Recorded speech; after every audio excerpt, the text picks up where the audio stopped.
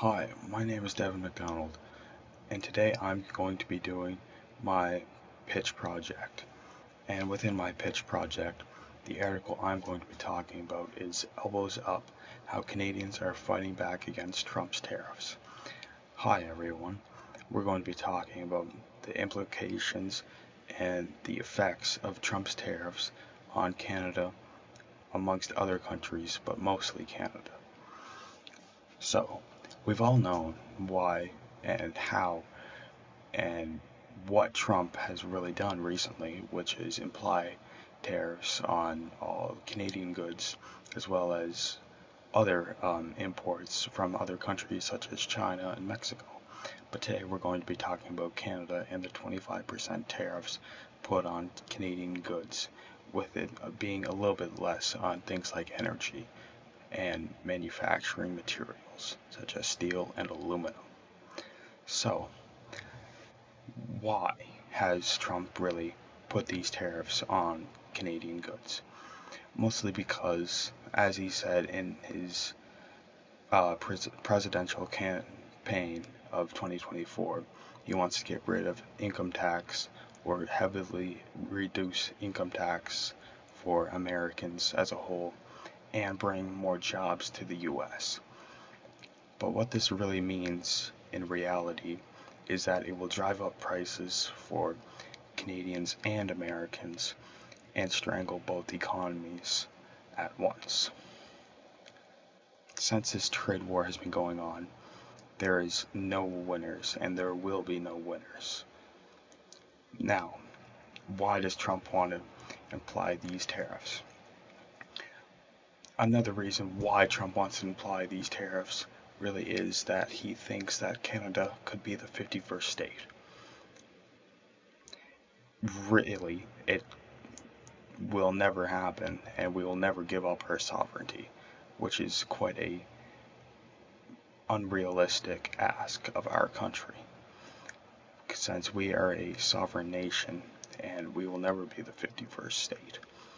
And since Trump doesn't like that fact, he wants to imply tariffs and at least try to cripple our economy in the hopes that he could possibly annex our country, or he would reduce our GDP so heavily that many of our jobs would go to the US.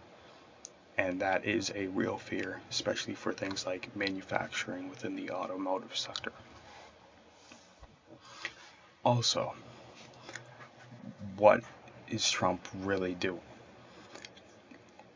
Besides the fact that he is implying 25% tariffs, he is trying his hardest to get the most amount of jobs from the Canadian side of the border down south, especially, as I said, for the automotive sector. He wants to take jobs away from Ontario workers and give them to Detroit automotive workers, which really won't ever work because the automotive sector in Detroit has been dying for decades and it's been only growing in Ontario. Also, secondly, the shift in economic strength in both countries is quite a negative shift and a leftward shift for both economies. And what I mean by this is that since Trump is going to imply tariffs, it is obviously going to make everything more expensive. So that means for like necessary things like steel, aluminum, natural gas, and oil. So those things have the possibility of rising since we are a major producer in crude oil, steel, and aluminum, which they need to build their trucks and cars and also their oil, since we are a massive producer of it since we have the Alberta oil sands. Also, thirdly, the implication of the tariffs and the history of the tariffs. When Trump first talked about the tariffs, he was referring to the tariffs that President McKinley had in place in the 1890s.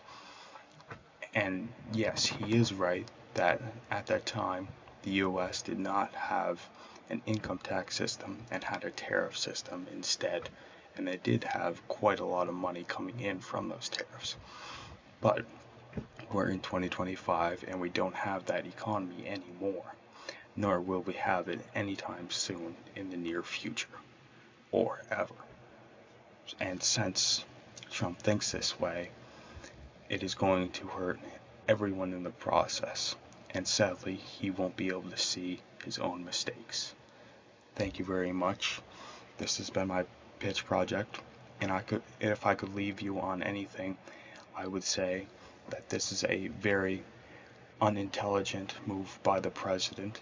And lastly, I would like to ask the viewers, how do you think the tariffs will impact you and Canada? Thank you.